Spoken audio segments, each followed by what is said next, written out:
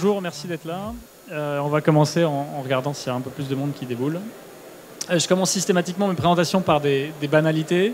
La première banalité, c'est évidemment le volume d'éoliennes en mer sur des champs qui va augmenter. Donc un ordre de grandeur qui me plaît beaucoup à l'échelle. Donc 40 gigawatts aujourd'hui, plus de 300 à horizon 10-15 ans. Donc c'est absolument phénoménal pour un marché industriel. Un volume qui va être multiplié par 10. Donc ça, c'est une première opportunité pour la technologie, c'est l'effet volume. Le deuxième effet qui va m'intéresser, c'est la répétabilité. Il y a une grosse partie de la chaîne de valeur du maritime qui vient de l'oil and gas, c'est pas un secret. Dans l'oil and gas, c'est beaucoup de gros projets, des gros projets sur mesure. Et dans l'éolien, une éolienne, c'est la même que sa voisine, qu'elle soit posée ou flottante. Et un champ éolien, c'est quasiment le même que son voisin. Donc il y a une nouvelle inconnue qui arrive, c'est la répétabilité. Donc j'ai du volume, j'ai de la répétabilité. Et j'ai d'autres contraintes. La première, c'est évidemment le coût. Et le coût, ça veut dire quoi? C'est les petits bateaux, moins de personnel, les émissions de CO2 qui vont devenir un vrai sujet sur les champs. Donc j'ai du volume, de la répétabilité, un business model de coût qu'il faut repenser. C'est ce que j'appelle mes trois piliers, mes trois drivers pour apporter de la technologie sur un champ éolien. Donc Forsea, nous, on est une boîte de robotique sous-marine. On a des solutions de maintenance, notamment d'inspection visuelle. Donc je reviens rapidement sur ce que c'est que la maintenance et l'inspection visuelle sous-marine sur un champ qui soit posé ou flottant. C'est d'abord de l'inspection de la fondation ou du flotteur. Donc ça, c'est l'inspection visuelle. Inspection des chaînes d'ancrage.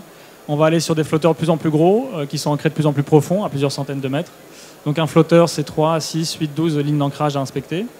Et évidemment, tout ce qui est contrôle des câbles interarrêts ou les câbles d'export pour les câbles électriques. Donc ça, c'est fait par des robots. Et contrairement à d'autres marchés qui peuvent être plus accessibles, c'est fait dans des conditions météo qui sont très compliquées, en côtier, avec beaucoup de courants de marée pour les champs, notamment en France. On va y revenir. Une météo très changeante. De la profondeur qui va aller en augmentant, notamment avec l'arrivée du flottant. Et enfin, des plannings de contraintes de personnel qui sont assez contraintes, parce qu'il y a moins de... C'est pas comme dans le pétrolier où vous avez finalement vos rotationnaires qui travaillent sur les plateformes. Vous envoyez le personnel à la journée. Et ça nécessite des contraintes de planning sur les bateaux. Donc ce qu'on fait chez Forsea, c'est on développe un robot sous-marin. Et ce qui va m'intéresser, vraiment le mot qui m'intéresse, c'est la supervision. La supervision, c'est la capacité à téléopérer la machine à distance. Alors ça a plein d'enjeux. Un des enjeux, c'est l'intelligence. On ne peut pas faire de supervision à distance s'il n'y a pas de système suffisamment intelligent. Essayez de piloter un robot avec quelques secondes de latence, vous comprendrez pourquoi il faut qu'il soit préprogrammé, pourquoi il faut qu'il soit suffisamment résilient sur sa capacité à naviguer seul. Donc finalement, les deux mots-clés qu'on développe chez Forsea, notre ADN techno, c'est le smart. Do you guys want to switch to English? Or that's fine. Ok, je reste en français alors. Donc smart et remote, c'est vraiment l'ADN technologique qu'on pousse chez Forsea.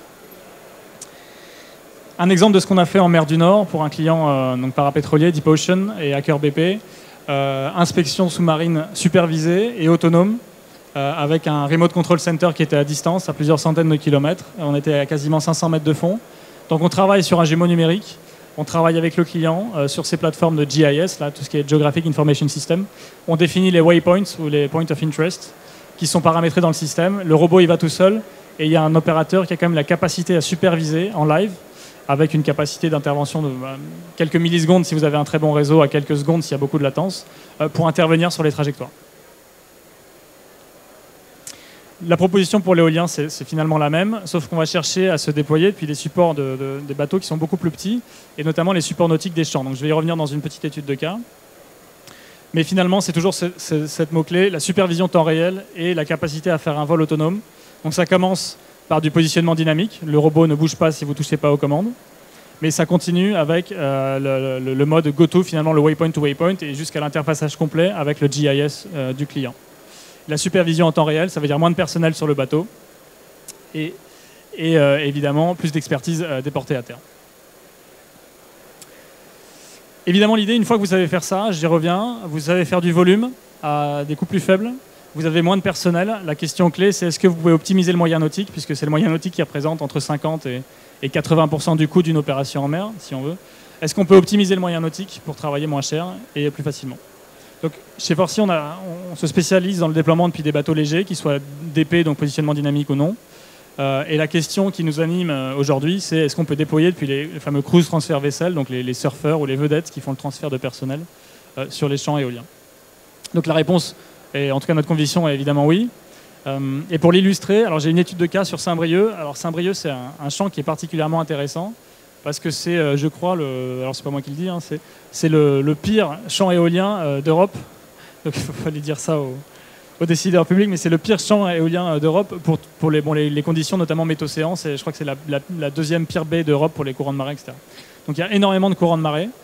On est à une quinzaine de kilomètres des côtes, donc le site reste quand même relativement accessible.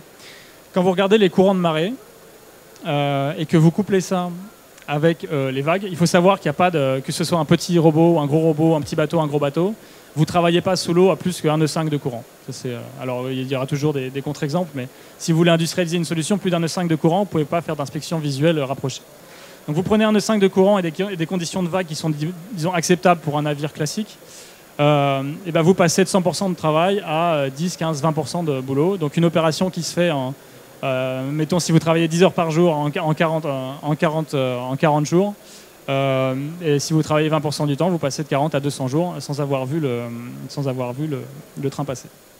Alors c'est un exemple qui est évidemment extrême. Tous les champs éoliens n'ont pas un nœud, 2 nœuds de courant en permanence. Tous les champs éoliens ne sont pas au nord de la Bretagne, dans la Manche, dans le Channel, avec des conditions de vagues telles. Mais je trouve que c'est un très bon exemple qui illustre le fait qu'il faut repenser le planning avant de penser simplement à intervention sous-marine. Et donc notre approche, qui peut là tout à fait être répliquée à d'autres champs éoliens, c'est d'aller maximiser les créneaux sur les morteaux. Morteaux, les courants de marée sont quasiment divisés par 2 par rapport au pleines eaux. Donc il y a, grosso modo, vous travaillez 2 semaines sur 4. C'est pratique, ça fait des rotations relativement courtes. Donc vous mobilisez le système à poste pendant 2 semaines. C'est Nico. Vous mobilisez le système à poste pendant 2 semaines, vous maximisez le créneau sur les morteaux, donc vous ne plongez pas 2 à 4 heures par jour, vous plongez plutôt 4 à 8 heures par jour. Et ça permet de faire retourner tout ce qui est planning de personnel. Vous faites des rotations qui sont uniquement de quelques semaines, donc c'est beaucoup plus facile à gérer, sachant que vous travaillez depuis un asset, le CTV, qui est quand même très demandé par le client. Donc le modèle finalement Forsy qu'on va pousser, des robots résidents sur les champs, voire sur les CTV, de la supervision, temps réel pour la plupart des systèmes, et tout ce qui est la gestion de mission, l'interfaçage avec le GIS du client pour pouvoir avoir une data géoréférencée, consolidée par rapport au modèle qu'il veut déployer. Et je termine par quelques mots sur Forsy. Donc aujourd'hui on a une vingtaine d'employés basés à 7. On opérera cet été 5 ROV pour différents clients, oil and gas, éolien et même peut-être militaire. Et on a l'honneur de travailler avec l'Ifremer à notre capitale depuis quelques années maintenant sur des sujets de grands fonds marins, de navigation autonome, de sujets technologiques d'une façon générale. Merci beaucoup pour votre présence et à bientôt.